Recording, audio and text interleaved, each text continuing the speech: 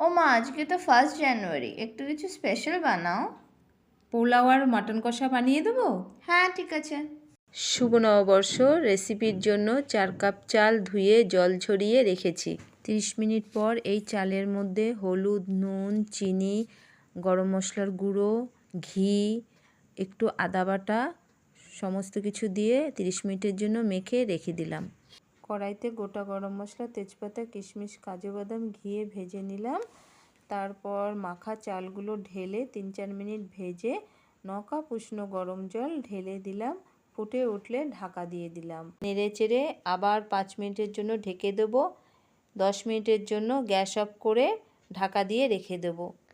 500 mutton ভালো করে ধুয়ে রসুন বাটা, আদা বাটা, পেঁয়াজ, কাঁচা লঙ্কা, হলুদ, নুন, দই, লঙ্কা বাটা, জিরে গুঁড়ো, ধনে গুঁড়ো আর সর্ষের তেল দিয়ে মেখে আধ ঘন্টার জন্য রেখে দেবো।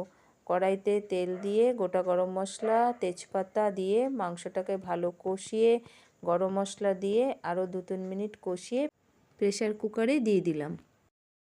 মানু, চলে আয়, তোর পোলাও রেডি।